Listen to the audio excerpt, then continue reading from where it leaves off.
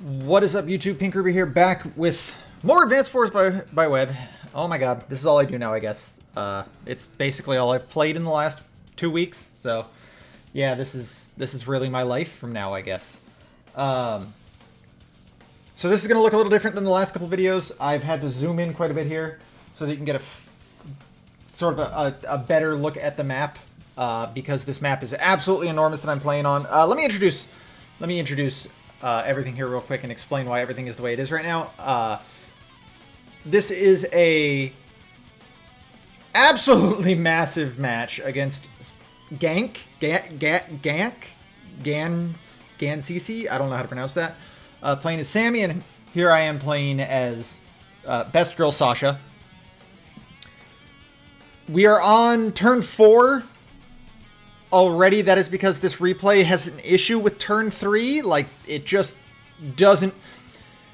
When I go from turn 2 to turn 3, like if I just advance movement to movement, like, you know, this, it just sort of doesn't work when it hits turn 3. It just immediately jumps, like, it fills the screen with everything that is actually, like, the last final turn. And then it just won't advance beyond that. But if I just go straight to turn 4, it works. So we're starting on turn 4. This is a fog of war map, as well as random weather is on this map. Doesn't really impact the game very much. We only get, like, I think 4 or 5 turns total of weather. Even that might be a bit much. Turn 3 was actually one of them. Turn 3 was rain, but since it was, you know, we're just building infantry on that turn, it didn't affect anything, obviously. Just a quick overview of the map. As you can tell, this is an absolutely humongous map. There's something like 120 properties or something insane like that on this. This map is 33 by 29, which is obscenely big. We have 3 neutral factories, or I mean 3 starting factories, I'm sorry. There's this one here, and then the upper and lower islands. This is an interesting way to do it, because that means that obviously our islands that we spawn on are closer to the enemy spawn, or the enemy's HQ, than it is to ours. So this is supposed to be a very naval-heavy map. There's, you know, like 30 or something like that. Some insane number of ports. Only 1 airport, though, on this map. A neutral airport for each of us. So that's insane. And then there's 1 comm tower on each side of the map. Obviously very close to neutral factories, so they won't really be contestable at all. Quick thing I just want to point out here. I am playing as Cobalt Ice because Gank, my lovely opponent, who honestly was a great sport through this entire thing. This is a game we've played over like a series of a week and a half. Just, you know, whenever I could find time to take my turn, I would, and then I'd just kind of jump in and see if he's taking his turn. It was a slog to get through. But my opponent was very cool about everything after the game ended, and he is playing as my Pink Cosmos army, and my boy Gank here, so he's playing as Sami. He has played the absolute like, he's played like almost 200 games. And like 70% of them have been Orange Star. And for some reason, on this game in particular, he decided he was going to take my color. I'm still upset about that. Not really. I was never really upset. I was just very sad I didn't get to play as my color. So I'm playing as the Penguin army now here. So just a quick overview of the first couple turns. I should point out that since I'm going second, my first turn advantage was actually this city right here. I got to start with this city already capped for me, and then obviously he gets to take it after a couple turns, so I get a small fund advantage there. Also, I'm going to say this right now. I went into this game with the most insane thought process when I was looking at this map. I'm like, there are ports absolutely everywhere, but because this is a fog of war map, I was like, I don't want to build naval units. And I mean, like, I feel like if I explain this, you'll understand my thought process. The naval units that you can build on this map are very landlocked. there is obviously you can get through these ports. Like if he were to build here, he could actually get through these ports if I don't put anything on them to, you know, enter in the center area and actually fight, you know, over my HQ or whatever, right? But for the most part, you're pretty locked on where you can go. Like this port has to go all the way around here if it wants to support over here, so you can really only build one thing here. Anything that's built here, if it wants to fight over here, it has to move. So move over here. This port and this port, not as useless as they seem, I promise. But like these ports, just not super useful. So I was like, what if I stick, like because this is a fog map and my opponent will be able to see it, I'm like, I'm going to stick as much to, you know, boots to the ground and aerial units as possible and let my opponent maybe think that, you know, because like when you see all these ports, you're going to think, right, like I have to build subs or I have to build battleships. I have to be prepared for when my opponent starts bringing out their navy. And I decided to put that off as long as possible to try and sort of tax my opponent's funds.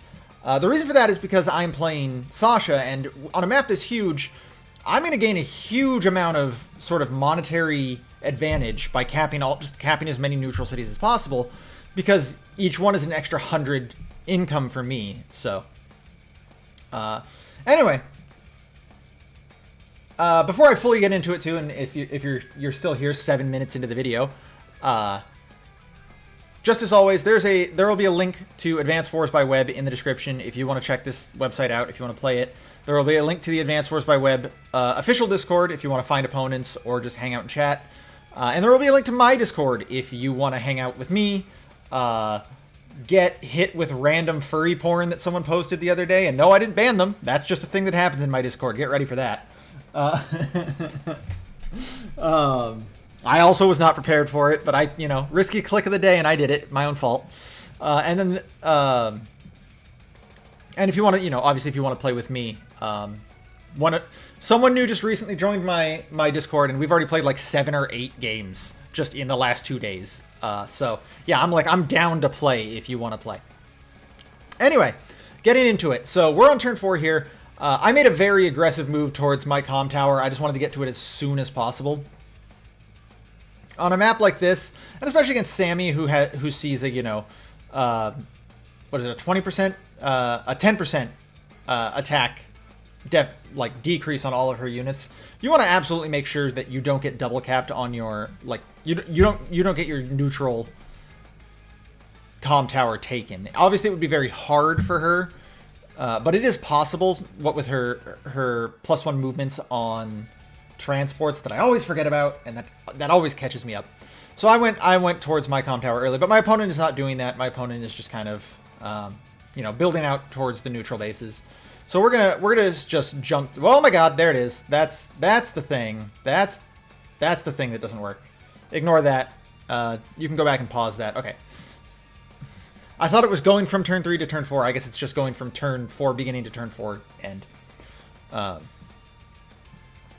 So we're gonna jump up here a little bit. Right away, I did build, obviously, I don't completely skip naval units. I just don't build like a naval army. I build mostly just transports in this game. So right away I build a, what are these called? A black boat. The reason for that is because it's actually not super easy to get from this factory to this island. There's no way right here. You either have to go all the way around, or obviously infantries can cross over the mountains, but that's kind of slow. So that's like my first real big buy there. And then I build a, we both build recons same turn right here. My opponent, just as I did, also has built a black boat down here on his island. We're both going to push to these islands to try and cap, you know, obviously cap cities before the opponent can. Luckily for me, he hasn't actually moved any infantry over here to do that, but I've moved one over. I also ended up taking this black boat down here. The idea was like I can either move it over here to this island, start capping cities, or I can start like essentially try and push it over towards here and start capping maybe some of theirs. But I'd end up not doing that. We'll get into this. So just the very basic stuff. He loads his black boat here. He builds a second one, and then he drops them right here. Very smart to drop it on this port. I'm trying really hard not to call it airports, because that's all I think about is airports. Capping this would be really smart, because if you build something here, or even if you just like park your lander here, or like not a lander, a black boat here, obviously anything I deploy from here, like any offensive threat I would try to deploy from here, we'll have to deal with that first, because it can't get through the beaches here. It has to actually go through this port.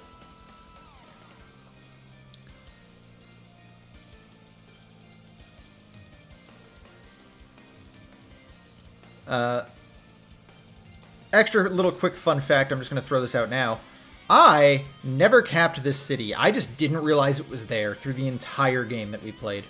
I just want to throw that out right now. So I'm starting far more offensive than my opponent is. I go right with a tank. Obviously, I can double tank. Obviously, I can afford it, which my opponent... I mean, my opponent also could have, but you want to save some of that money to... Like, you don't know what you're going to need that money for. So, I had hit... I got really lucky here. I hid this recon in this forest, assuming that it's, you know... Assuming that he could move up a recon of his own, or a tank even maybe, to try and just sort of scope out things here. So, that's good for me. He does, but he doesn't know that my recon is there, which is, again, good for me. If he had moved, like, right here, which I don't even think he could have, but if he had moved into the other forest, obviously that would have been more problematic for me, but not really, because, again, I can just cap here and then move back, and then he'd have to move up to find me, and then bam, recon. And then, obviously, I've got my tank coming up to support. So here, on turn 7, by the way, you're not going to be able to see the turns, just because I have it zoomed in so much. Turn 7, my opponent builds his first submarine. Subs are actually really good in Fog of War. Let's see if I can show that. Yeah, see, they've got recon level vision, but they are very expensive. They're 20,000, I think it is. They are very, very expensive, and obviously they can only interact with naval units. But again, this is him assuming I'm going to build stuff in the water, and I just kind of don't for a lot of the game. So just as he moved to cap my port here, I'm moving to cap his port here. Part of that is just I want to be able to deploy stuff from his side of the map, basically, and this is the only real way I can conceivably do that. He has an advantage having double black boats here that I didn't have, and I don't know why it just never occurred to me just to build another black boat. But yeah, he's able to push extra units over because of that.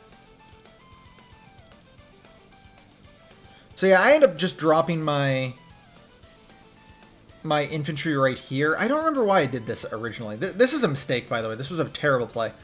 Because that means this infantry essentially got onto this ship and then waited 2 turns to get down here when it could have just basically gotten here in 2 turns anyway.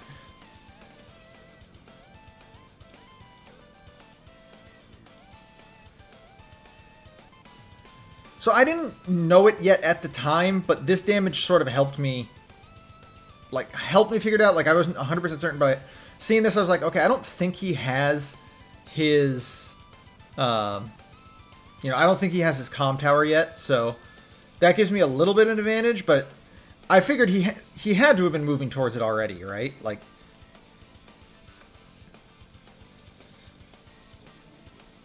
his sub goes into hiding here. Now, the one annoying thing about this sub is because I haven't captured this port yet, it can literally just park itself right there, and I will not be able to get rid of it.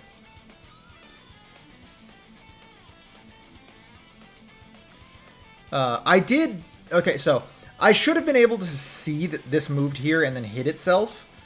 The problem was, this is already getting in, like, turn 8, I was already sort of playing you know, between just things.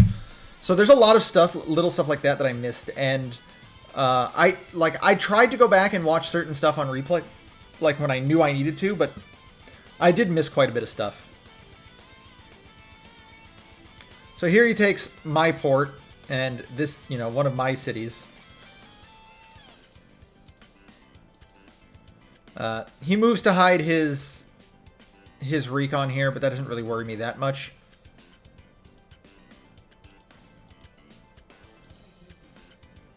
So he shouldn't be able to, like, he can't see any of this yet. So that's why I said I'm not super worried. And then I move the tank here just to sort of essentially tell him, yeah, I have a tank here now. Basically to just try and push him out. And then the other reason is I think because 1, 4, 5, 6, 7, 8, yeah. I was thinking, I think I needed to body block this. Just so he wouldn't interrupt that. He wouldn't be able to interrupt that cap. And then this is where I find out he has done what I have done. But luckily I had already started moving a tank down this direction. So, because like in my mind I was like, he's probably already started moving onto this island as well. I need to have something there to fight the infantry. And then I reload one of my infantry onto this black boat just to sort of, I was like, I want to take a look at what he's got going on over here on his island. And like originally my thought was like, I might drop it on this mountain just to get a whole, like, you know, essentially sacrifice it, but to get a whole look at what he's got going on his island. And then I build a lander here, essentially, again, just to be able to start pushing units toward, you know, pushing vehicles into this island. Because this island, you know, this is where contesting stuff is going to happen, is down here, you know, where he can land his black boats, and obviously up here where he can land his black boats. But again, it's basically impossible for vehicle, like, look at, I have to go here, and then I have to go all the way around here if I want to get this vehicle onto this side of the map. So it's not impossible, but it's time consuming. And then I forgot to mention this, I'm sorry, I already built my first battlecopter. Again, this is, I've decided I'm going very air heavy. Also, look at our incomes already. 31,000, 2,800. By the way, this is not, I have 28 buildings. This is, I have, I think, 26 buildings? Yeah, I have 26 buildings to his 31. He's very ahead of me already on caps. And it's only the fact that I'm Sasha that I've sort of, I've been able to keep up a bit, I should say. Mind you, at the time during the game, I had no idea that this is how it was going. I had no idea I was behind. I never assumed I was behind, but I should have. And see, here he builds yet another sub, which is very bad for me because that will destroy all of my my landers and black boats really easily.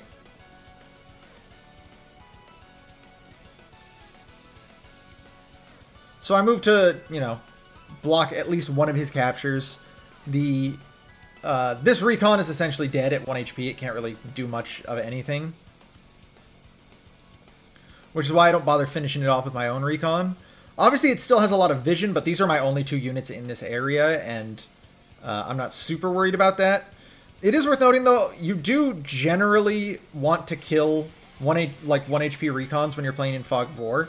Because they still produce the same amount of vision, and, you know, if you lose track of them, it can be bad, because you like, if you can't remember which forest they're in, or if they just can get into a forest that you can't get to, it's more vision they have, and more time you have to waste later to get it.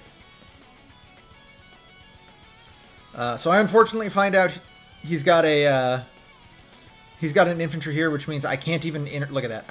I mean, I can if I move this lander, but like my hope was to drop this recon on this city, which did not happen.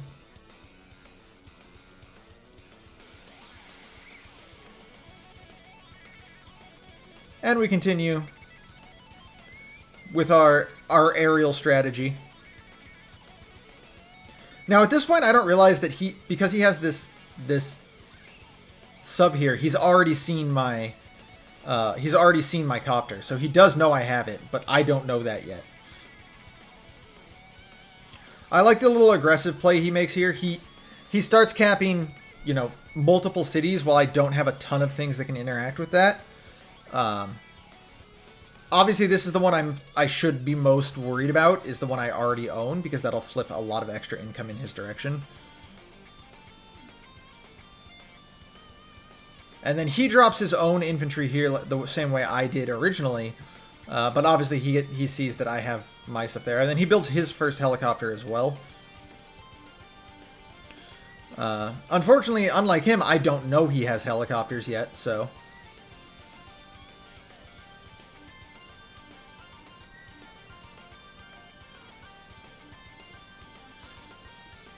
And just as I was moving to interrupt his caps, he wants to interrupt... Like, we both want to interrupt as many captures around here as possible, because these are the very contested cities, the hard ones to get. Also, I'm sorry this is all very, like, generic, very not interesting commentary. This is a huge map, and the beginning of it is going to be very simple. It gets a lot more insane as the match goes on. I have to choose this capture to stop. Like, I can't let him just have... I can't let him just have my city. Like, I don't own this. If he controls it, I still don't own it. I still have to capture it, but...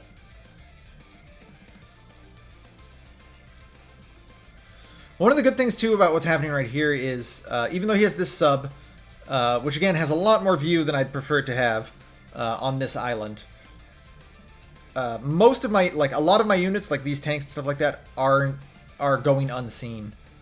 And then you see, like, this sub here, he built a sub and moved it all the way over here to check for my port, like, what I might be building here, but I haven't even captured it yet. So that's 20,000 income that's being used that is doing nothing. And then he built another one over here, again, most likely to try and counter anything that's coming out of this port. But again, I still haven't built anything like that. Like, his funds were getting used suboptimally just because of, like, the fact that he thought I was going to have stuff that I didn't. So I incapacitate these two infantry. Unfortunately, that means I don't get to move this tank onto this lander, but in my mind, I'm like, that's fine. I can move it on next turn anyway, because it wasn't going to go anywhere. It wasn't going to go anywhere on this lander to begin with.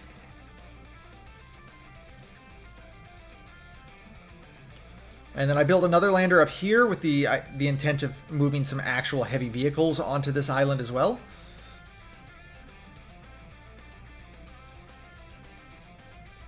Now, unfortunately, look, you can see here, he's already capping this city, or this port that I took. He's capping it back. And you might be wondering, like, I had an infantry here that could have attacked it and theoretically interrupted the cap. But if you remember, Sami's foot soldiers have a capture bonus. So I would, like, it was already down to 5, and I would have had to draw, like, I would have had to deal 8 damage, I think, in order to stop that capture from having to, or 7 damage, because it rounds down. I would have to deal 7 damage, right? It rounds down? Yeah. 7 damage in order to stop that cap. It wasn't going to happen. So I just took the city I had anyway, and then decided I will get it back later, because I do have a large amount of foot soldiers on this map. You might know, look at this. I have 6, I mean, obviously one of them's at half health, but I have 6 infantry on his island compared to the 3 he has here, and then obviously this one that's moving up. It's about to be greeted by a recon. I didn't point this out in the last on the last turn. This recon could have moved 1 space further, but if I did that, he would have not 1 space. It could have moved right here, like from this factory. I could have moved all the way right here in front of the city. But what would have happened is he would have moved up and he would have seen it with this infantry, and I didn't want that. I didn't want him to know that I had it. It's just one more thing he doesn't know I have. So my very lucky black boat here survives with 1 HP versus a sub, but that doesn't really matter because, again, I don't really have a way to deal with the sub out right now anyway. The only way you can deal with subs is either your own subs or cruisers, and yeah, I don't think I built, like, I'm not sure if I built either of those things at any point.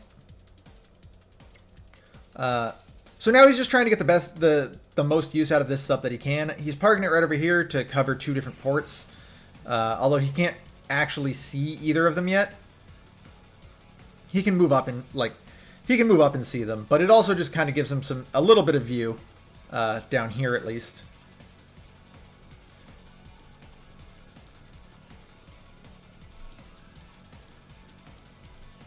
And then here he attacks my lander, which, oof, that's bad for me. And then he builds his first and second anti-airs right away, as well as a cruiser. So the reason he built this cruiser is because, one, I'm assuming he thinks I might have submarines hidden somewhere to deal with his submarines. I don't. And 2, it can, if I remember correctly, cruisers can attack. Yeah, cruisers can attack aerial units, and they deal regular anti-air damage. So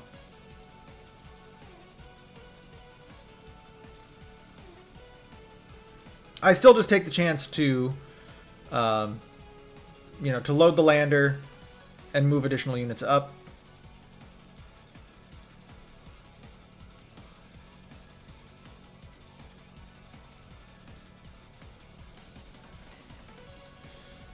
And then, yeah, I get trapped here by recon. I was sort of, like, I was assuming there was going to be something up here, but I wanted to move the helicopter up anyway just to get a view of what was around here.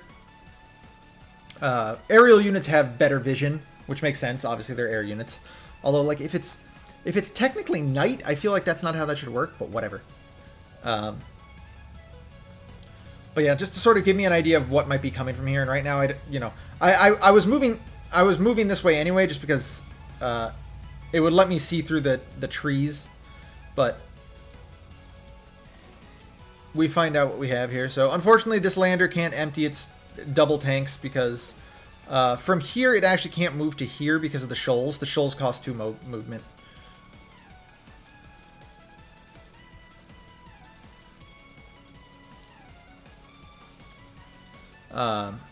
And then because I moved this black boat over here just to sort of see what's happening in his port, I luckily managed to see his battle copter, so that clued me in. I'm like, oh, okay, he's building aerial units now too. I have to have an anti-air.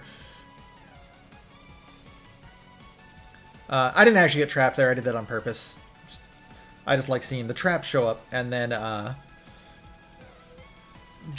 obviously I just taking out his recon there, lowering his vision. My recon also shows me that he hasn't actually moved up into this area yet, like I have with this infantry. Also, I made a mistake here. Forgot to start capping the city. That happens.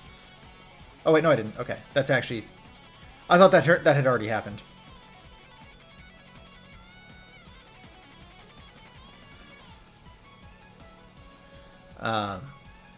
Nothing too big or spectacular happening there yet. I think this is where stuff starts getting kind of out of hand. So there goes my black boat. He moves double mech onto this on here, which is obviously very dangerous for me because those are essentially like these are Sami mechs with a comm tower. These have 150, I think it is. 140% extra damage because of the comm tower. Or 140% total power because of the comm tower.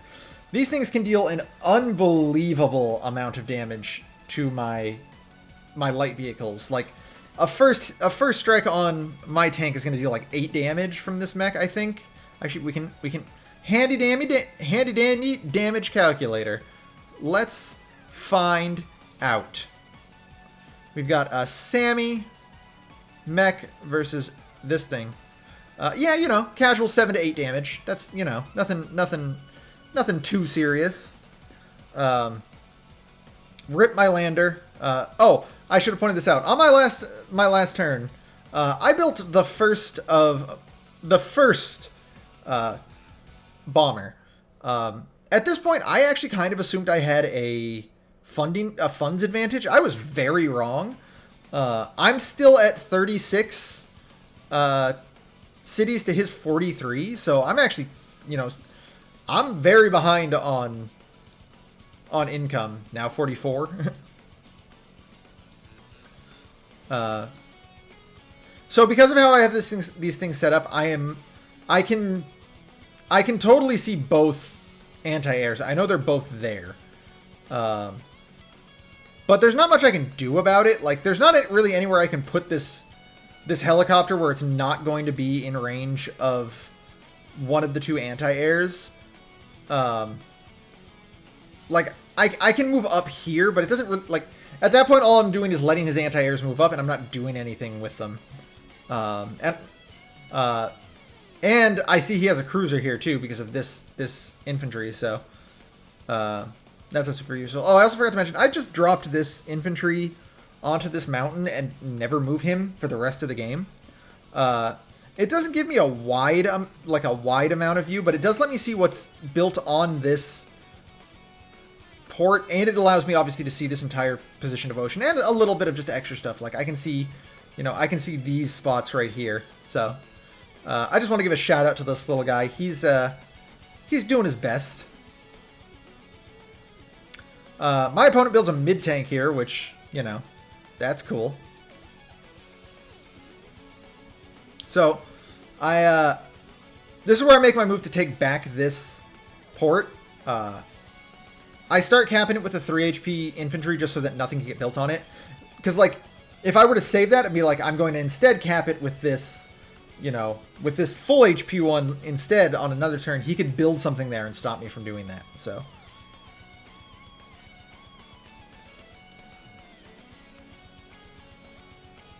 And then, despite the fact that, again, there's an anti-air right here, I'm just giving up this helicopter at this point.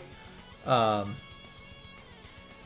might seem weird, but this recon is actually kind of more dangerous to me right now than anything else, because it's giving him all of the view. Like, this is it. This is every amount of, like, vision he has in this entire area. Without it, he loses a lot. So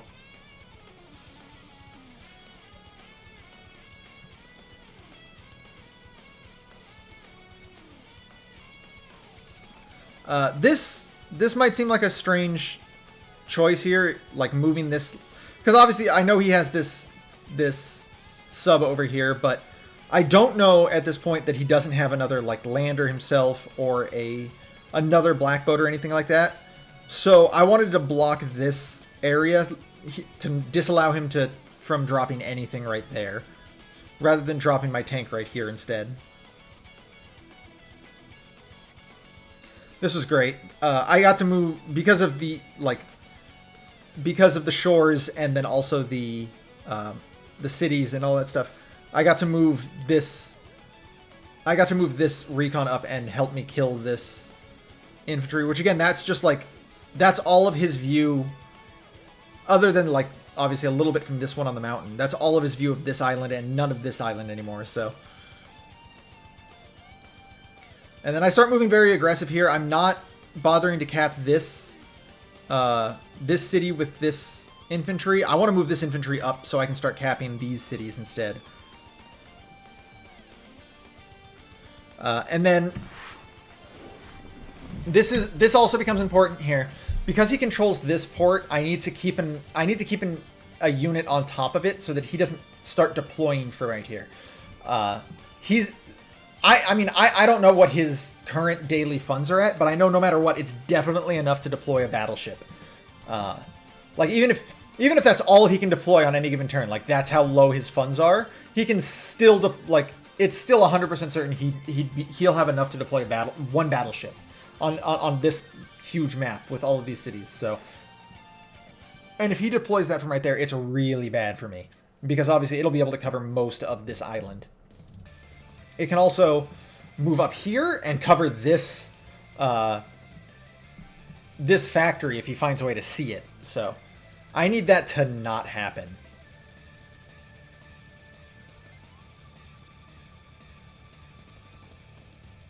I'm also staying very aggressive down here on this island because I already know, like, obviously I know he hasn't captured any of these cities here.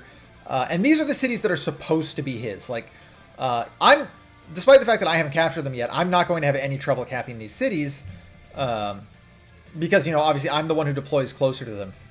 So if I can keep him off this and keep his attention focused on these two islands over here, I can start actually capping cities that he should be able to take.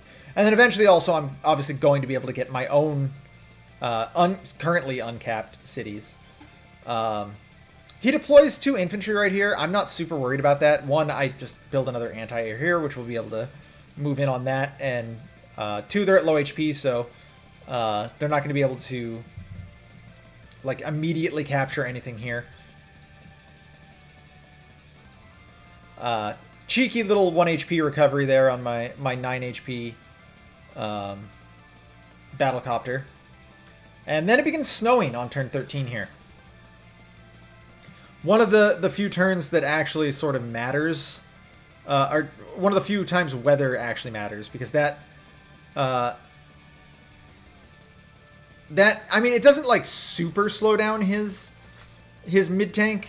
It obviously wasn't going to reach my recon either way, but it's just 1 space more that it doesn't get to move. But it does stop this infantry from being able to get on this mountain.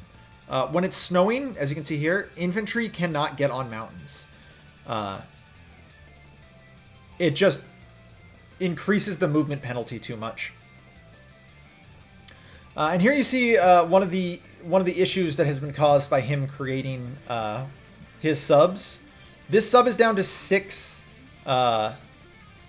fuel. If he doesn't refuel it, it's going to die, and it will have done nothing. So it'll have just been 20,000 wasted.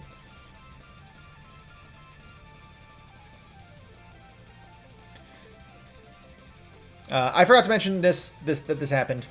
I did not, in fact, deal with both of his mechs down here. I only dealt with one, taking it down to 2 HP. I was very surprised to find out that he wouldn't attack one of my tanks instead of just killing off my recon. I kind of get that, because obviously recons are you know, large vision cones, and it allows me to obviously see more of the island. But it's not like tanks have low vision or anything, so. He moves this sub onto this shoal where it still can't be seen. Again, it's just like a forest. Pretty much just so he can unhide it, because otherwise it was going to die. The same way this one was, because it's going to waste a bunch of fuel.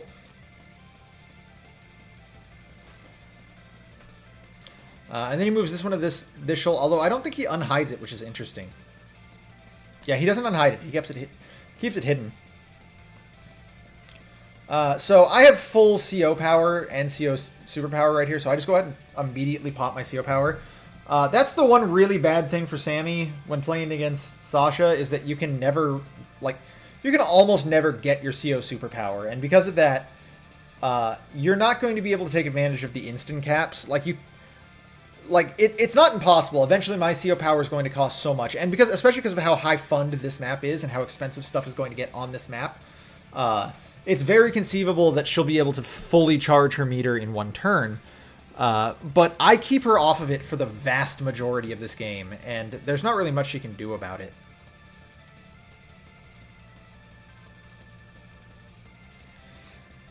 Man, look at that. I took 3 damage back. I'm sorry, this was a 9 HP one.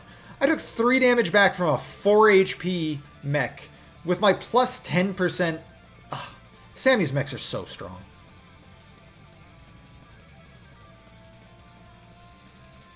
So I build this lander here, essentially to skip this mountain range. This is this is important, the same as building one here, because the only way otherwise to get units here onto this side of this island from this factory is either to go around this way, which is slow, or to go around this way, which is slow. So lander it is there.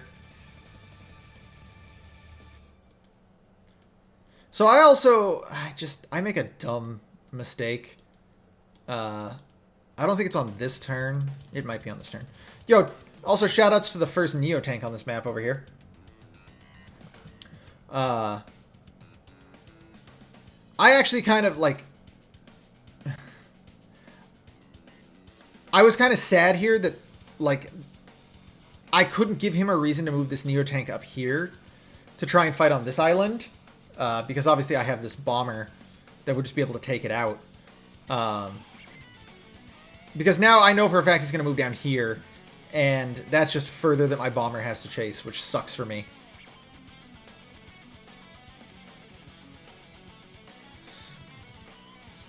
So obviously I don't know that he has this mid tank here yet, so I just start again moving my light vehicles up. Attacking Sami's infantry is just very important. I do build my first sub here. One of my only ones, to try and start dealing with all of the, like, all of the transports that he has down here.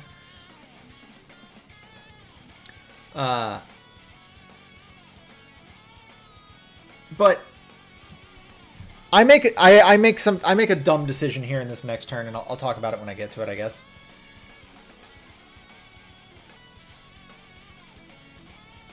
Bye bye, helicopter. So interesting fact about him moving that anti-air there. It can no longer, like, it can't get to this side of the map now in one turn, which is very good for me, obviously.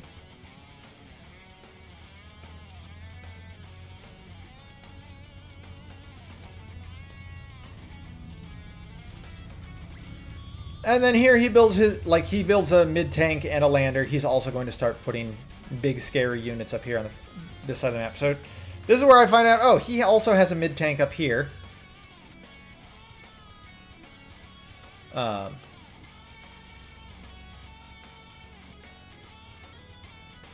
he builds another anti-air over here because he's fully aware that I have terrifying stuff over here that he needs to deal with.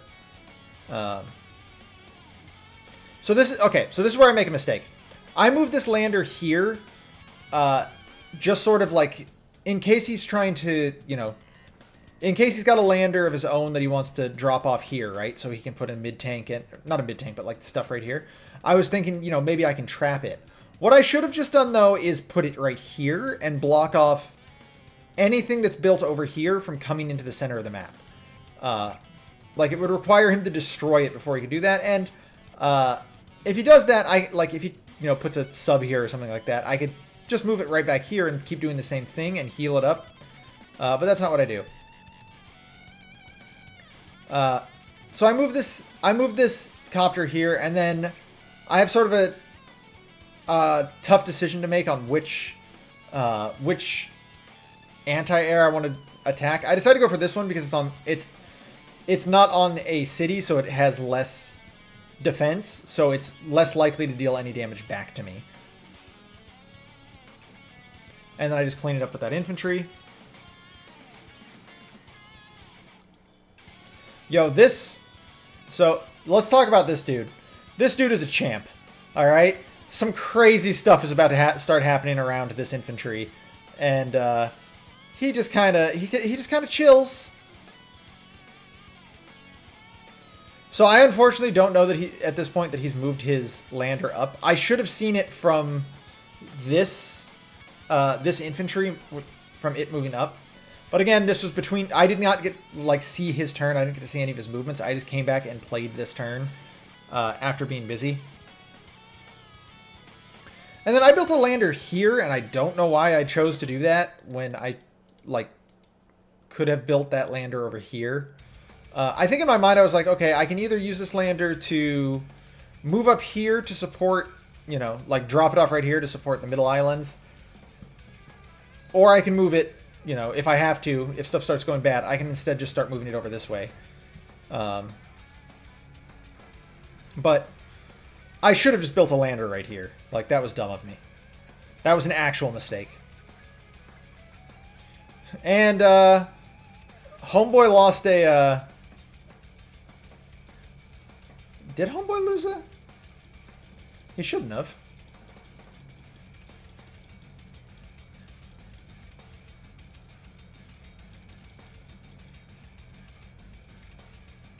Yeah, that showed the.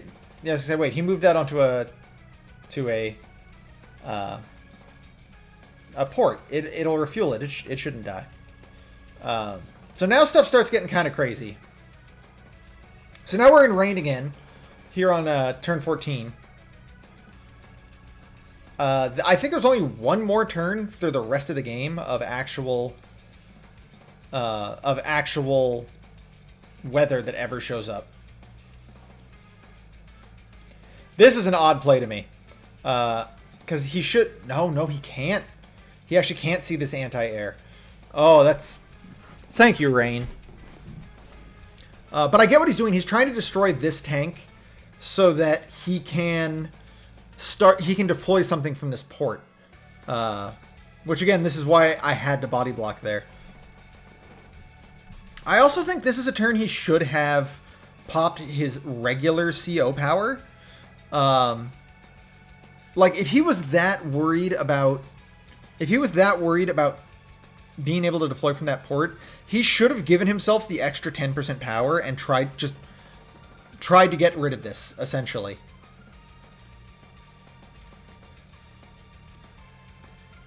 So here we have the mid tank just chilling, and I don't have an answer for it yet.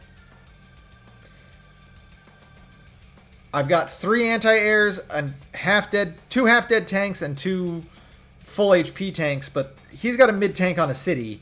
That's gonna be hard to deal with. So this is also very interesting to me. Oh, I should just point this out since I did it again. I immediately opened the turn by activating my CO power again, just completely draining his bar. This is something I should talk about right now, because I activate this power a lot. I had a lot of hard choices about when to activate that power, because obviously activating it gives me the plus 10% attack and plus 10% defense, which is important in case I need to deal extra damage. But also, after I've used it, he still builds up meter. So sometimes I choose to wait until the end of my turn when I've destroyed, I've hit everything I can hit to use it. Sometimes I wait till halfway through my turn when okay, I've hit everything I can. Like, I've gotten every guaranteed KO or whatever that I can. Now I need to start giving myself the extra damage. This was one of the points where I'm just like, I need the extra damage more than anything. Like, to deal with that anti-air. If I left it at, if I didn't activate that CO power, he would have more HP left, which means it would have dealt more damage to this bomber, which means it would be at lower health, which means it deals less damage.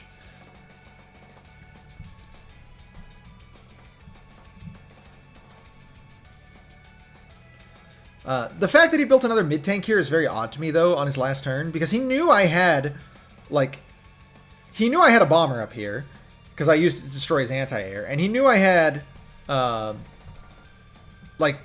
more copters coming. So I'm very surprised that he just sort of put something in there that essentially is just going to have to run away. Like, that's its only real option.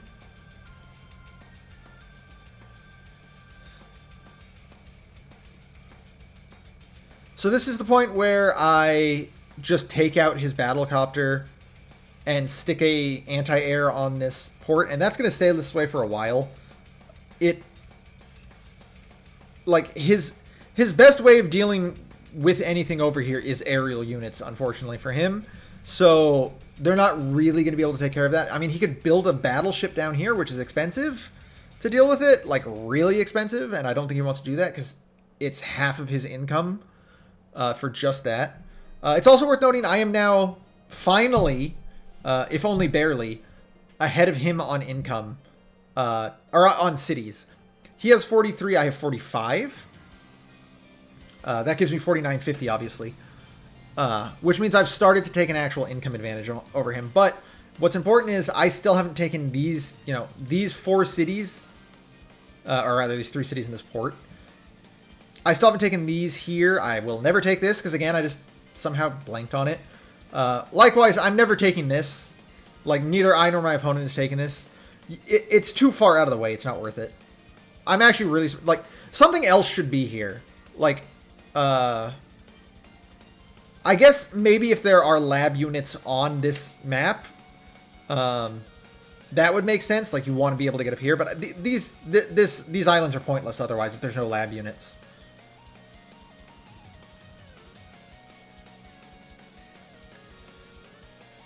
So at this point, like I said, I don't have a way to deal with this mid-tank. So I had to just basically throw units at it so it couldn't move until I could get something over there.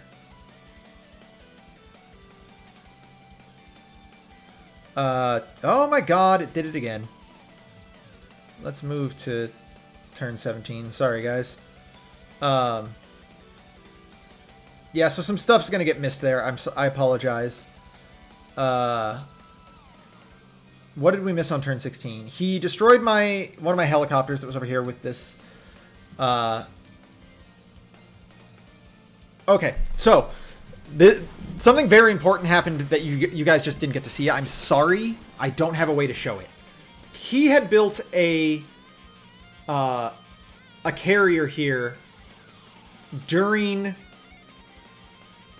his last turn, which, as you can see here, has an unbelievable amount of range, which luckily none of my stuff is in range of right now. I loaded up my lander with this, that he actually attacked as well, with this mid-tank, and this tank was already here, just to have something to fight off his stuff. And then obviously I moved my bomber even further down. This was a mistake on my part, because I was right here, if I remember correctly. No, I was right here, I think.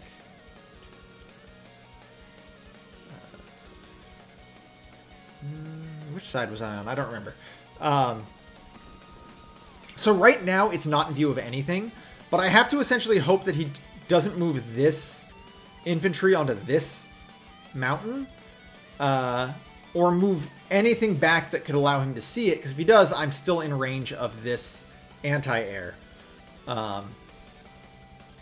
Also, I popped Market Crash again. That happens a lot.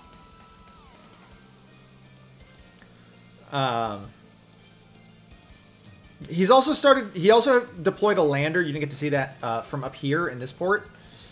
And is going to, like, he started to push towards my base. Now, see, he specifically did this. He dropped a artillery and an infantry, because the artillery can kill the black boat. It'll take a few turns, but it can do it. And then obviously he's just trying to threaten a capture there. And then he drops another mid-tank onto this island, which is so obnoxious. But luckily, one of the other things you didn't see here is I built my own mid-tank, dropped it over here with a lander. Saved me a little bit of movement there. And then I moved a recon onto this port so that I can move the anti-airs onto the map. Both to, again, keep holding off this stupid-ass mid-tank, but also to threaten his aerial units that he has over here, that he's starting to move over here again. I did destroy his sub that was over here as well.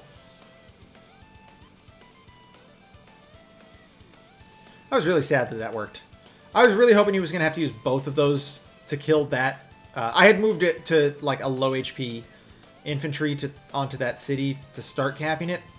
I was really hoping that it would take both of them to kill it. That way I would be able to keep that one, but it didn't work out that way for me.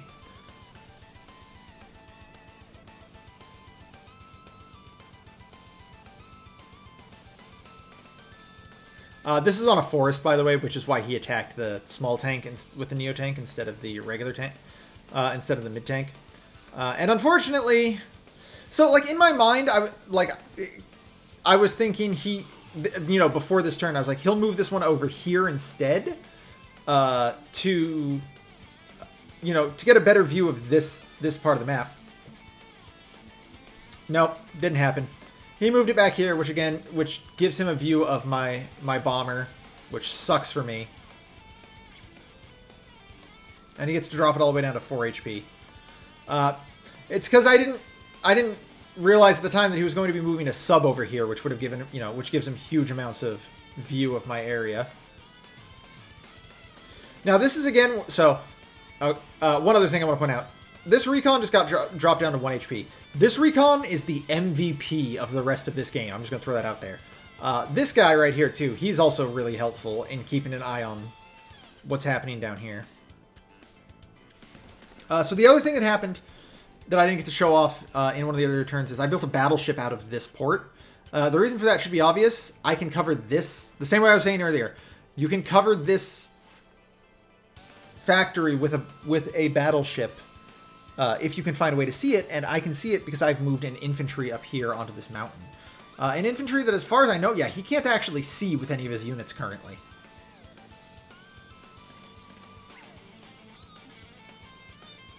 So yeah, here's my little champion right here, just chilling directly in front of a mid-tank.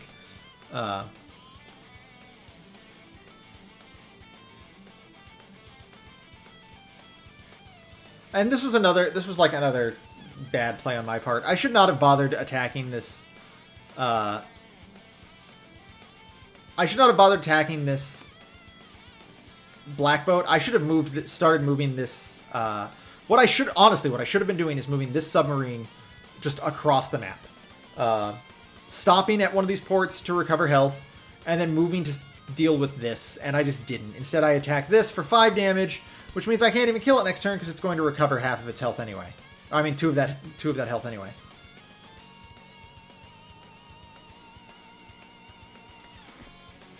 So this is a double Neo-Tank turn for me. I decide I have to have a Neo-Tank for down here to deal with the double mid-tank because I only have one mid-tank there, obviously. And then I choose not to attack this mid-tank, or this Neo-Tank, even though it is the bigger threat, just because I can actually, like, I can deal with this mid-tank now. I've dropped it down to 3 HP. It's not as big of a threat anymore.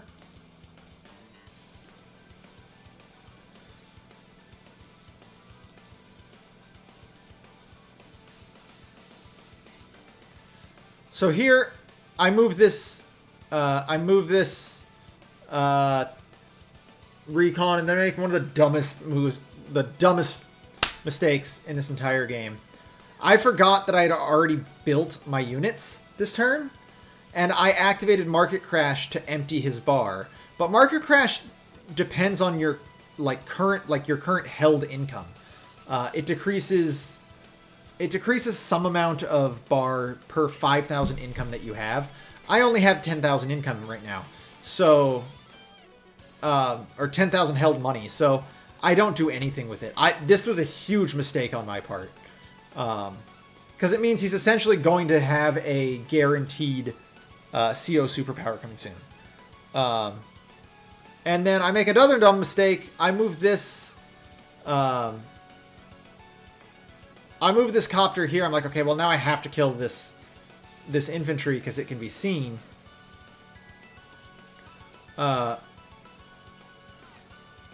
But then I just, like, forget.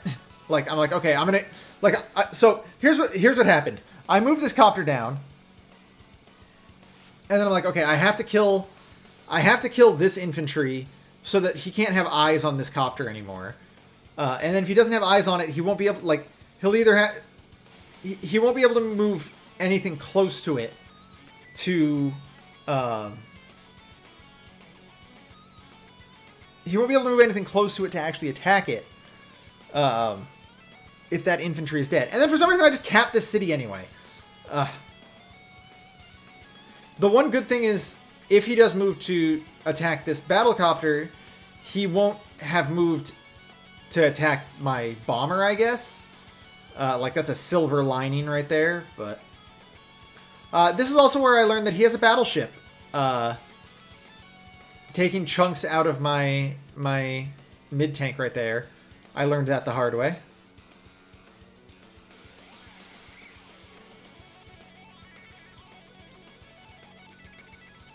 I'm actually really happy with the fact that I managed to take 2 HP off of his mid-tank, or off of his Neo-tank on that counterattack. So here comes Victory March. Now, luckily, he doesn't really have a lot of... he doesn't even have a lot of infantry on the map in general. But he still makes the best out of it by taking my port right here. He just instant caps this port, and I can't do anything about it. Uh, would it have been more worthwhile to wait for it? Maybe. No. Well, no, probably not. I probably would have been able to get marker crash again. But like, yeah, he only really managed to get one thing out of me from that, which is fine. But man, he made it work for him.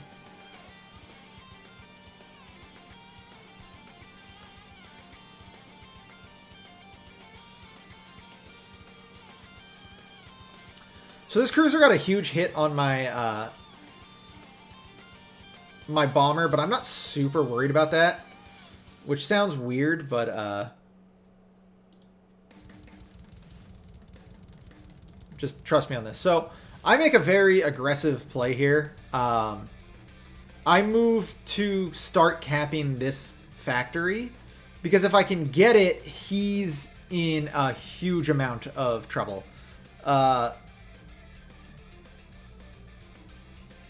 He won't be able to, like, if I can get this factory, I'm pretty sure I just win the game. Because now I can just deploy directly into his front lines.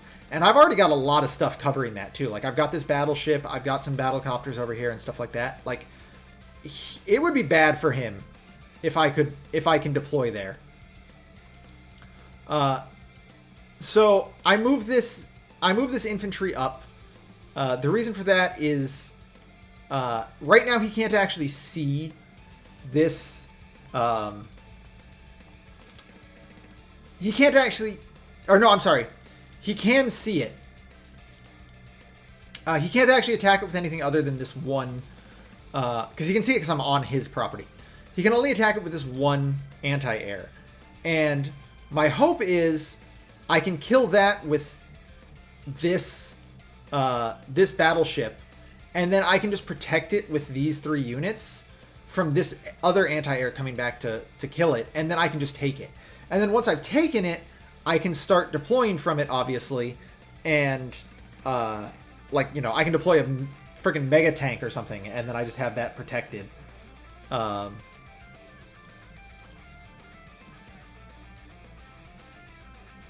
So this is where I say, this is the point where I say that this recon becomes the MVP of this game. I move it into this forest here, and now I have eyes on this factory. That allows me to know what he is building from this factory on every turn and what he's trying to put onto my, like, towards my HQ. Because obviously that's what he's going to be doing with this lander. He's going to be trying to drop stuff right here directly into my HQ. And, excuse me, I'm going to have full view of everything that he's put in there. The reason I say it's MVP is because he didn't actually see me do that. Like, he didn't see me move that, like, realistically, he should have been able to, like, with this sub, but in the same way that I didn't get to see a lot of his stuff, his movements on his turns, I don't think he got to see this movement on my turn. And because of that, he didn't know that I moved this here. And now it just kind of chills here for the rest of the game and gets to show me what he's building.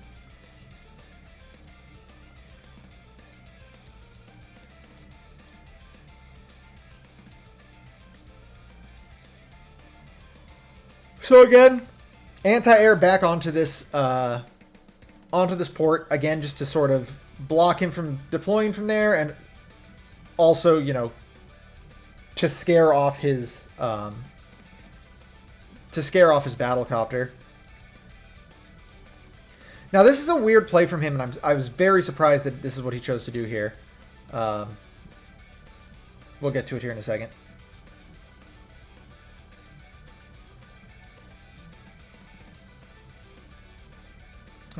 This is also when I learned that, yeah, I was still in range of that cruiser. I mean, or the not lander, God, the, what are these things called? I never build them. I can't remember what they're freaking called. The carriers, the aircraft carrier. I knew he moved it. I just wasn't sure if he moved it, like, here or over here. Like, I knew it was gone. That's all I knew. I just didn't know where he had moved it specifically. I think if he had moved it... I think no matter what, I would have still been in range Because this has, like, what, 8 range? 1, 2, 3, 4, 5, 6, 7, 8, yeah. I think even here... Yeah, even there, he still would have been able to reach me, so... But at the time, I actually didn't know, like... I didn't know which shoal it was in. Now, look at that. He's got double battleship up here now.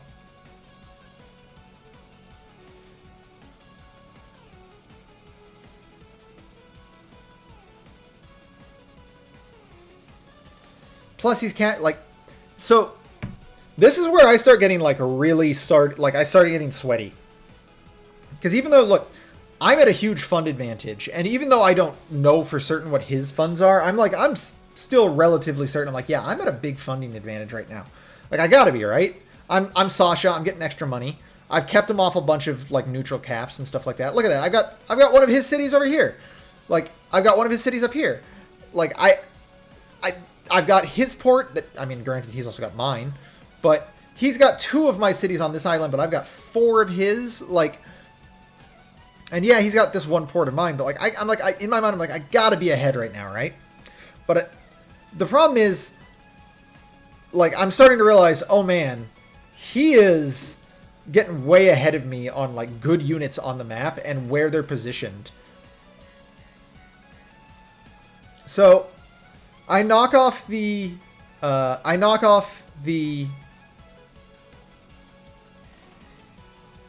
one anti-air there. Market crash right now to get as much extra damage as I can with my remaining units.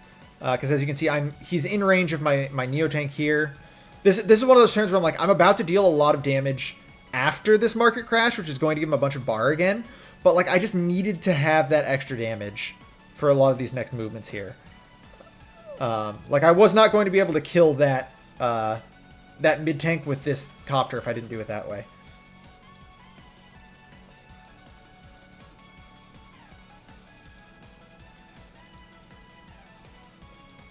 And then obviously I get the big hit there off on the anti-air. And now I'm just thinking, okay, I have plus 10 defense. I'm on a city, or I'm on a city. If I can survive if I can survive even with just 1 HP versus this anti-air, I can kill the anti-air with this lander, or with this battleship, and then I can basically guarantee the capture at that point, right? Like, that's all I need. I just need to not take 3 damage in this position.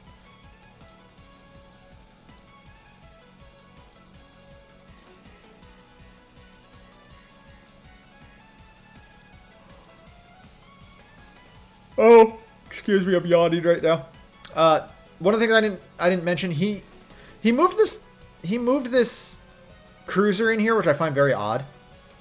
I'm assuming he did it to try and, like, pressure my air units, but it's not like it's hard to avoid it because there's a lot of beach, there's a lot of shores right here that it can't move up on anyways, and it can't actually attack my battleships, so it's just sort of there doing nothing. I get really lucky here with my attack, dropping him down to 4 HP because... oh, wait, no, I don't, because that's still going to do 6. I needed to drop him down to 7. I get unlucky on that attack is what it is. Oh, dang it. And then I attacked this for the 2 extra damage, which it just healed off immediately anyway. So yeah, look at that. He got almost all of his bar filled anyway, just because of... Okay, so this is the weird thing that I was talking about earlier. So he doesn't interrupt this capture. He also didn't attack with this infantry on the last turn. His last turn on this one that was capturing, which is I found odd. But he doesn't...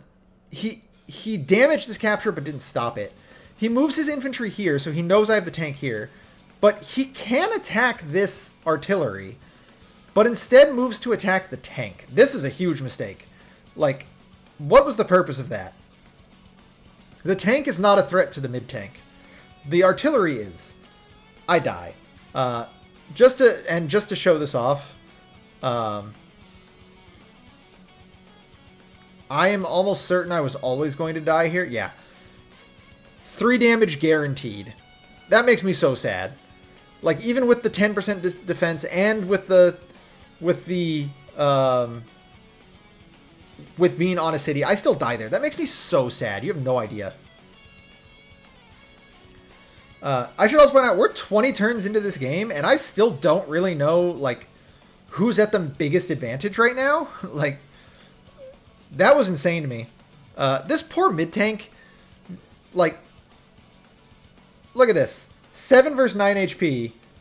He does 2 damage and almost dies. I honestly believe it might have been a better idea for him to pull those, to pull the mid-tank back, but who knows.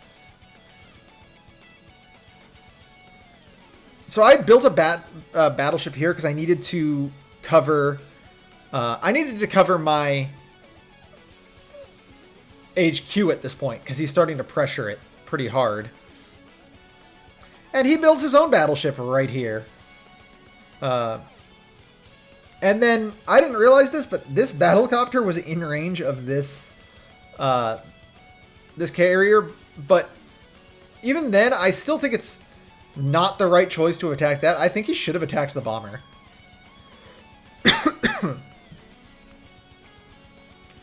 And then he gets the supply off on the sub, which makes me sad because it was going to die.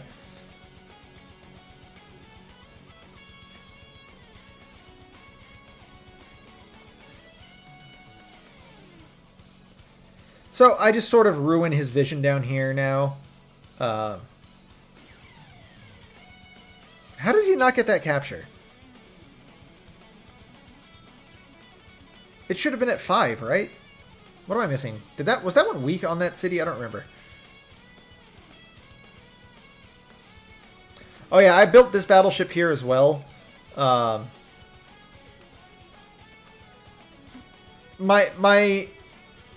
initial thought was like, I'm going to move this bomber down here and attack it, like attack the carrier, and then I can move the battleship and attack it as well. Unfortunately, that's not how things go for me here. Instead, because he's got the double anti-air, I decide I need to start dealing with that. So yeah, look at that. He took a bunch of unnecessary damage on this mid-tank. I mean, yeah, I have my own mid-tank coming to support it, but like, he could have kept this mid-tank alive. That was a bad play on his part.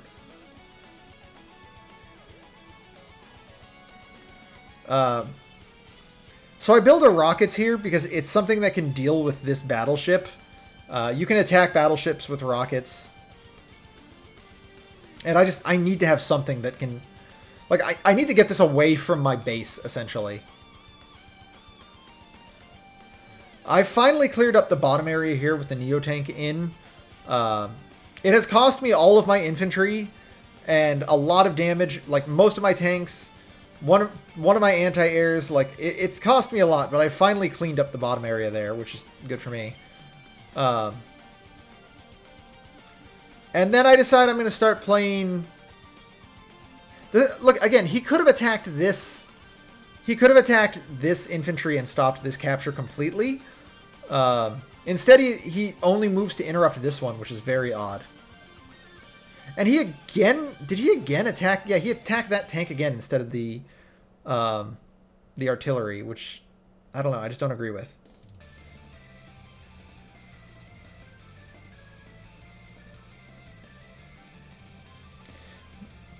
So long. Excuse me. So long, bomber. I made a dumb play here, by the way, putting this helicopter on the city because it means he can see it. Okay, so let's talk about the situation I am currently in on this map. My opponent has 3 bombers, three battleships, a 4th about to move in as well, all next to my HQ. He's got a Sami infantry capping my HQ, which means I have to kill it this turn or I'm about to lose. He's got a sub just parked right next to my port here, so I can't even properly deploy from it if I'd want to. And I'm actually pretty, like, a lot of my units, like, despite the fact that I'm very ahead on units, right? A lot of my units aren't very useful for any of this. Like, everything over here, everything over here, everything down here, not helping with this. Found it interesting that he dropped this 1 HP tank over here and not on the city, but I'm actually even, like, I don't even know, like, I legitimately don't know why he moved this over here at all.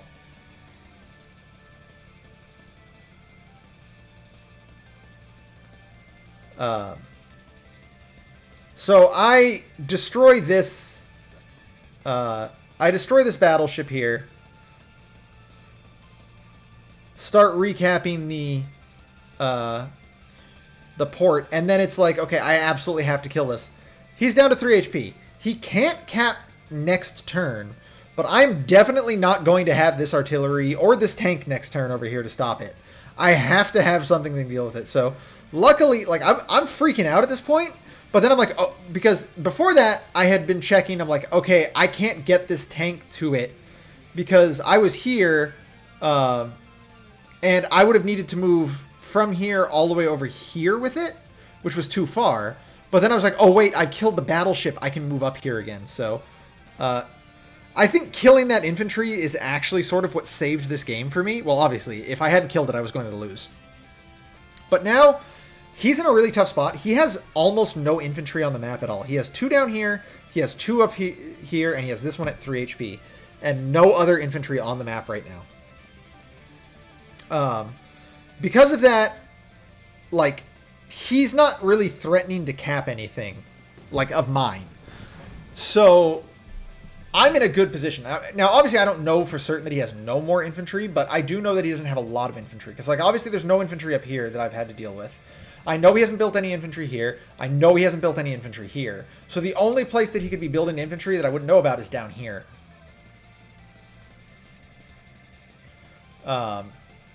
This is really funny. I built this cruiser right here to sort of deal with the sub that I knew he had lurking around here, and I just accidentally ran into it, which is incredibly good for me because I hadn't done that. Like, if I had gone up, and it would have still been able to move in here and attack my stuff, but now it can't.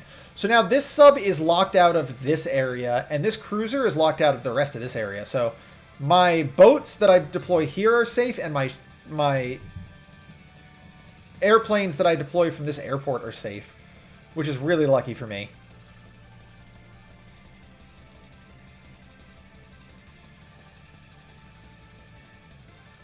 So I make a little cheeky decision here. I'm going to move this. Why did it just give me that option? Okay, that's weird. That's not how it's supposed to work. I put a tank and this mid-tank in here. My idea is now I'm going to start, like, I'm going to... Because at this point, I know he has, like, I haven't seen anything dangerous being deployed from here. So I'm like, he's got nothing over here, right? I was like, maybe I can push over here and... If nothing else, I can, like, maybe body block this, this factory. Unfortunately, some of my plans go awry at this point, but... And then, I build a lander down here because I've just realized I have another MVP in the making here. He has nothing down here anymore. There's literally nothing. He has this, like, this entire half of the map is basically barren in terms of units that he's built. Because he's focused so much on this portion to fight for my HQ. So I'm like, wait a minute. So I've survived his push with the infantry. He's obviously, like, I'm like, I see these 2 infantry because of this recon. I'm like, he's going to try and move it in again, right? He's going to fight for this area. But if I move this infantry onto this lander, what'll happen is next turn I'll move here, then I'll move up here, and then I'll drop it there. And so then in 3 turns, I can be on this comm tower without him being able to deal with it. I can take his comm tower and gain, like, just flip damage totally. He's back down to minus 10% on all of his non-infantry units. I'm up to 120% on everything. I was like, that's it. I've got my win. All I have to do is get this infantry in there. This was stupid. I should not have attacked this lander. I should have moved this. I should have been moving this this Neo tank up.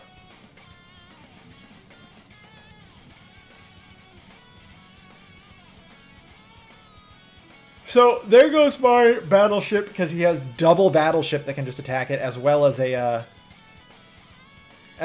a submarine. So I'm also at a huge annoying disadvantage. So I built a sub here, which he already knows about, to try and put some pressure on these battleships. But this rocket can't actually reach anything but this one, and if I attack it, I can't move from this spot, so I can't deploy out of there. So I'm in a annoying position right there because of that. He makes a good decision here, resupplying this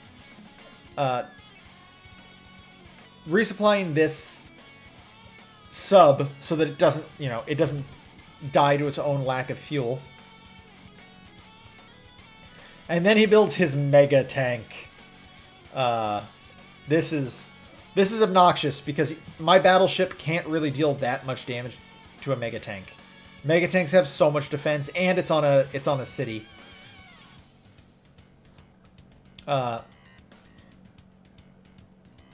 He's also stopped me from recapping this port, which is terrifying for me. Luckily, I managed to get this sub into a shoal, so he won't be able to attack it next turn. So I will be able to deal slightly with the battleships he's got going there. And then this is another one of those times where I was like, should I market crash now or should I wait? I probably should have waited, but I kind of really needed that market crash for the mega tank.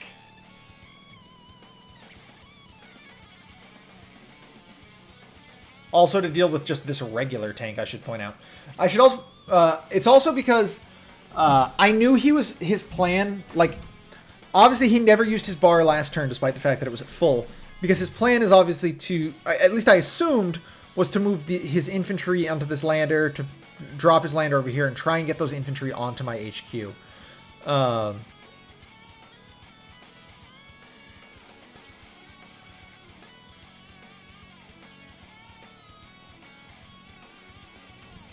I build my first mega tank here to counter his, but not really. Like, it's not actually to counter his. Why did I not attack his mega tank? What is going on? Did I really just not attack it?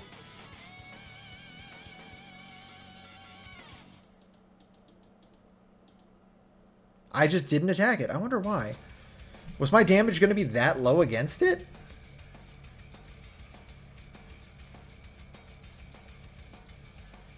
Yeah, so there's the double lander into double infantry.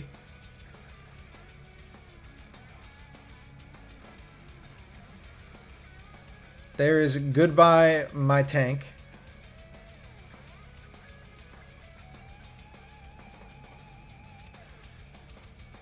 Huh. Why did I have to assume that the reason I didn't attack is because I would have only dealt 2 damage. And even then I still should have attacked. Because if I had, I would have been able to force him to use some of his income to repair it. Repairing 2 HP off a mega tank, I think, costs, like, I want to say close to, actually, I want to say more than 6,000? No, I think it costs just under 6,000, so it would have been worth it, honestly.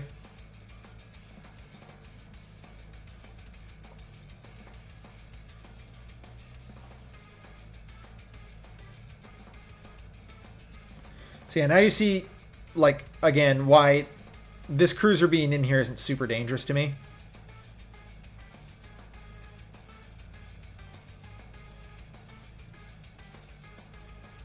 Yeah, it must have only been 2 damage. If I'm only doing 6 damage to a regular tank.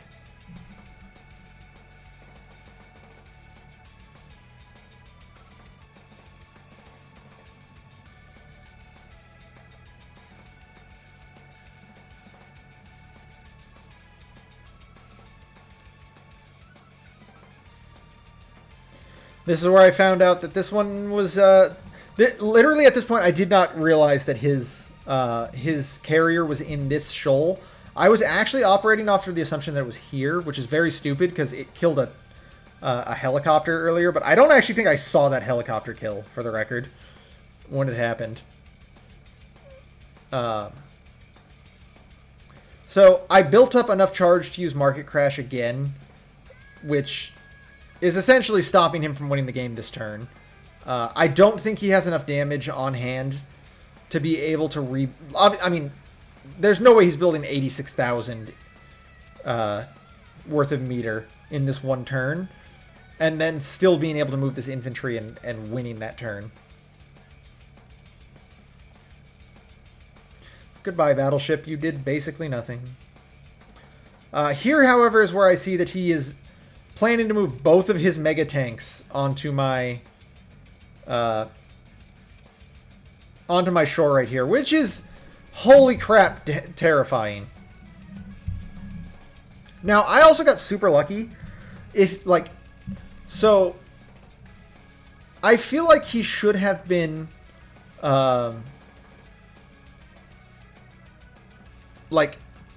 he should have built like another lander, not necessarily another lander, but like a black boat or something right here as well to go with this lander, so that after he moves double mega tank in, he can try and move infantry in as well. But he didn't do that, which is very useful for me, obviously. You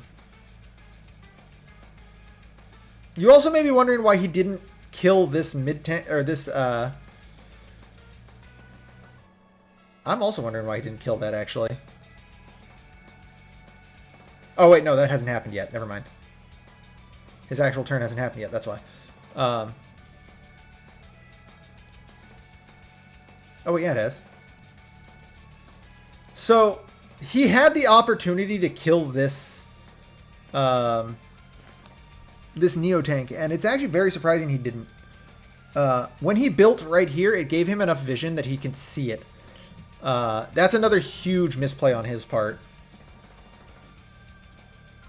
I don't know how much it would have actually mattered.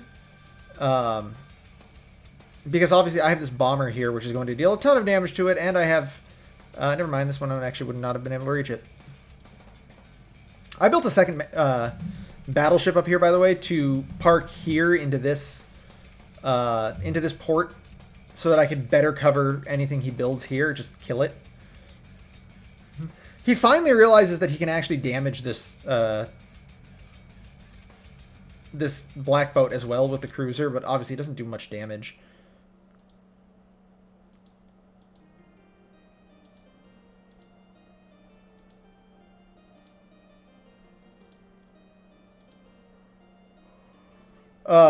So this other... I built yet another battleship here, obviously the last turn. That one was very... Like, I was very lucky to still be in range of the battleship that he put on the port there. Also, he's been taking my cities down here. I haven't really talked about that, but I also didn't really care about that at this point. Because I'm so far ahead on income, and I'm now about to start taking all of this. Like, it doesn't matter to me. Like, he has nothing to protect this. And because of that, I'm just going to take it. So now... this is where things go very bad for him. I start capping this factory. He no longer, he has lost this factory. He has nothing that can hit this infantry off this factory on his next turn. So it's just mine now.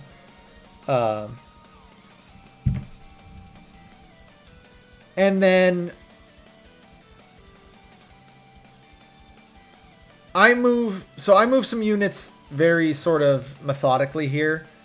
I drop my Mega Tank here in preparation for his Mega Tank.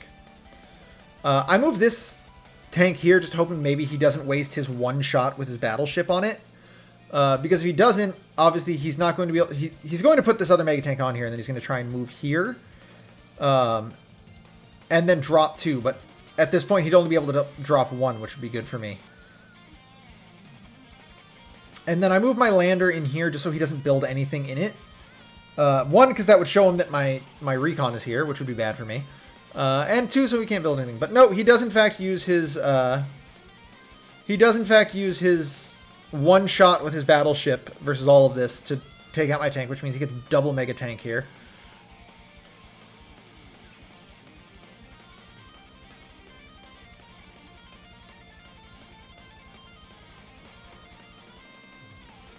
Oh, excuse me, I yawned again. I got really lucky again that he moved this this helicopter up right here because it's still in... I mean, he doesn't know it's here, but it's still in range of this anti-air.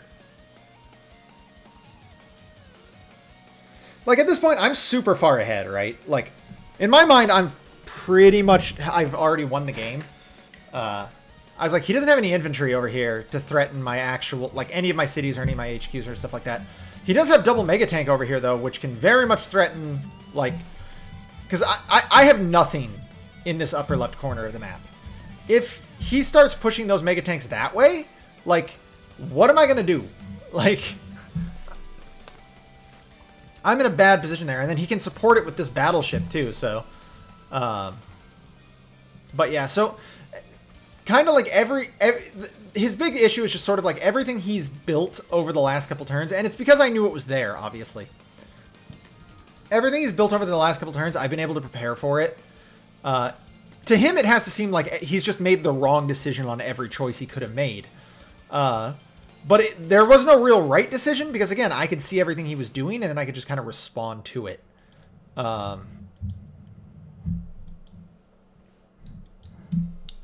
Market crash again. I've used that so many times this game.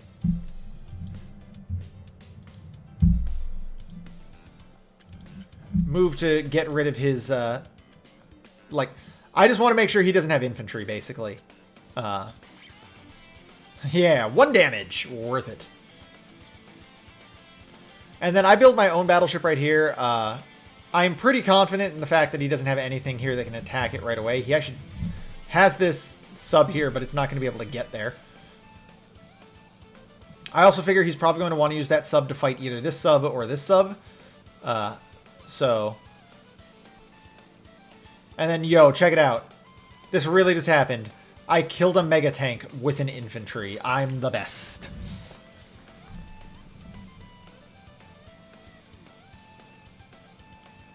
So it's basically over at this point, right? It's all over, but the fanfare here. He's got no units down here. He's got no units here. He's down to 25 units. Of course, I don't know that. I don't know what he's got down here. I don't know if he's trying to move anything or anything like that, but I don't know exactly what he has in terms of naval units, but I'm pretty confident that, like, the game is over. So, like, for instance, I moved this helicopter in so I can start attacking this this black boat, so I can start moving this infantry in for a capture as well.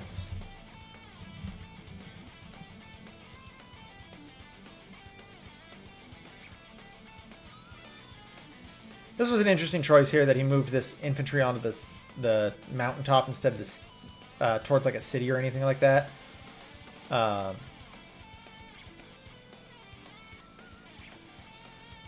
got real lucky here that his carrier didn't kill this bomber.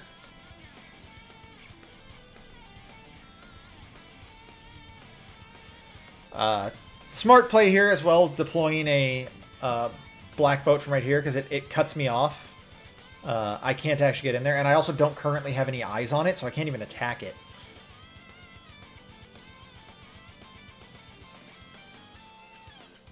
But yeah, so there goes his black boat that's protecting his HQ. There goes his last battleship. Now I don't really care about these other ships that he has deployed out here.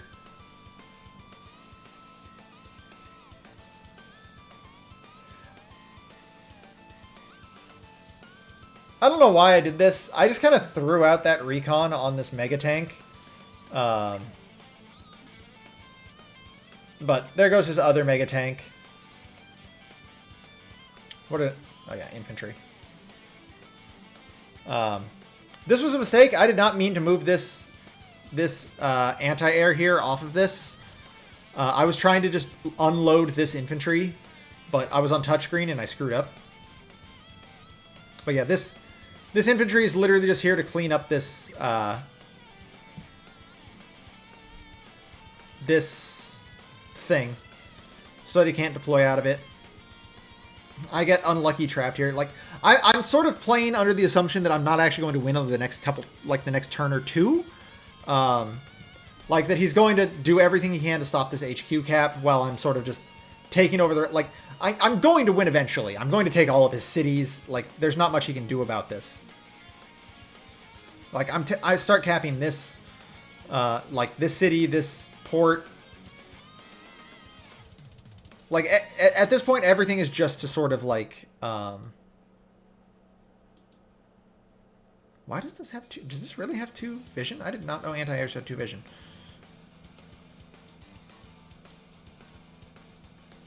Yeah, everything, like, because I'm not, like, in contact with this person or anything like that, I don't know, like, I don't have a message from them being like, yeah, I'm done, GG's. I have to assume that we're going to play everything out, right? So, I just sort of play under that assumption that the game is going to keep going on until, essentially, I've won guaranteed. Like, either by capping HQ or just, you know, route or something like that. So, I start moving to take, you know, keep taking their cities. I do as much damage as I can. I move down here to try and, like, figure out where his infantry was. Because, like, maybe his infantry is moving over to this uncapped city, so I don't know where it is. But then I saw it. I move this lander here because it means he has to, like,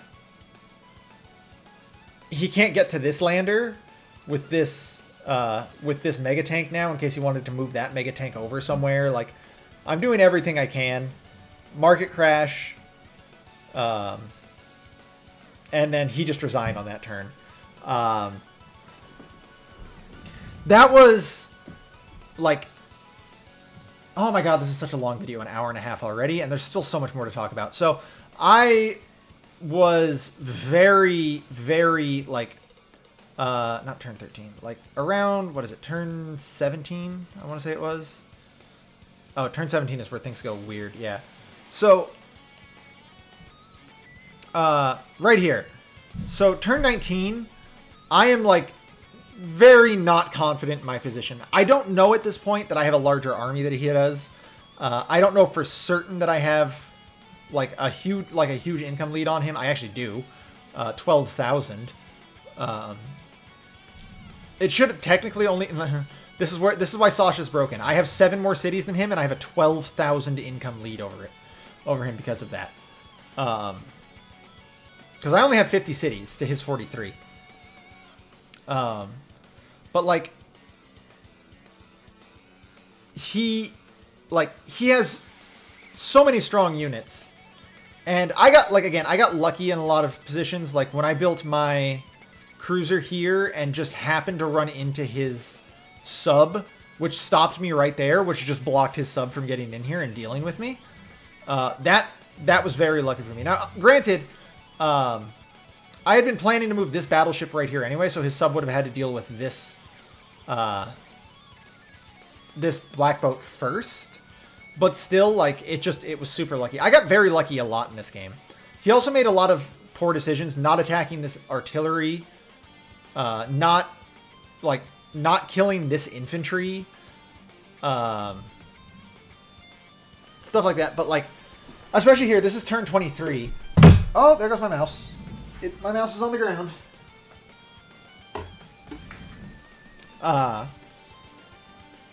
But like this army of battleships, him having my port, like this is all very terrifying to me. And I think if it wasn't for the fact that I had this battleship right here, like this battleship probably ultimately is what won me the game. Having this battleship here and covering this factory in a way that he couldn't do himself, that's almost certainly what won me the game. Like, actually. Now, he could have tried something similar. He could have deployed a battleship here and tried to move it in here, which would have, again, it would have covered this, factory. And I don't think, because they only have 6 range, right? I'm so used to grit battleships. Yeah, like, I wouldn't have been able to cover it with my own factory from there. Or with my own port. Yeah, shoutouts to this city that never got capped. Like, he could have attempted to do that. Like, he could have built from right here or right here and then just tried to move it in. And if he had put one in there, I think he would have been in a better position. He never built anything from these two, which hurt him in that position. Like, even just when, like, I'm moving to cap all this stuff up here, he could have built a battleship up here and just been like, okay, no, you're done, right? And it would have forced me off of that. He probably should have stopped building battlecopters. I had so many anti-airs over here. They didn't really get to do anything. But he kept building them, and that was just income sort of wasted. I'm also not sure the mega tank was actually necessary here. I think a neo tank would have sufficed.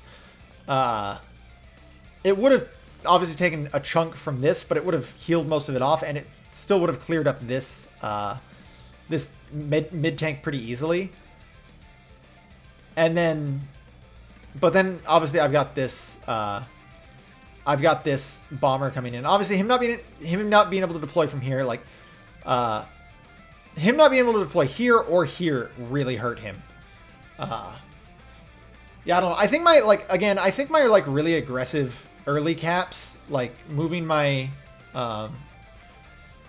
like just sort of ignoring all of this early to just sort of fortify and start like really moving into his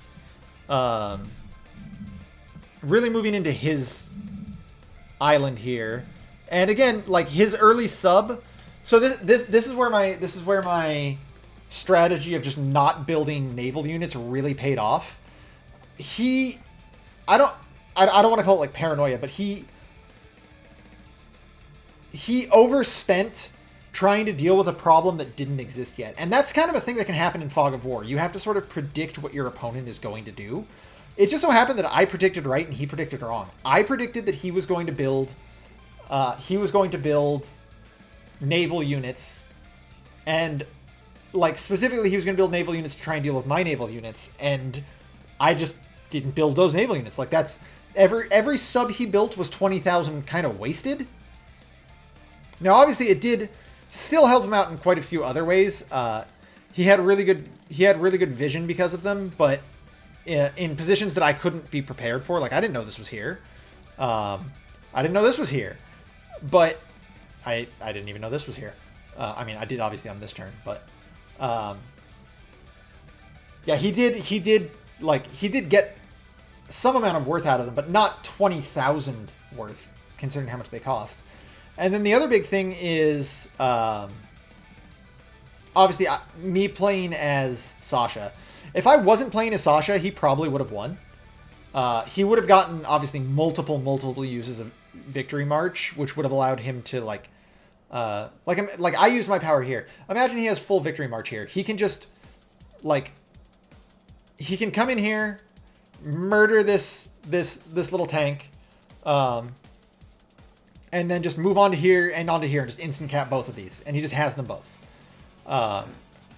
He would have been able to take this city. He would have been able to just get a bunch of stuff very quickly, and it would have offset the fact that he was getting pushed back on so many fronts.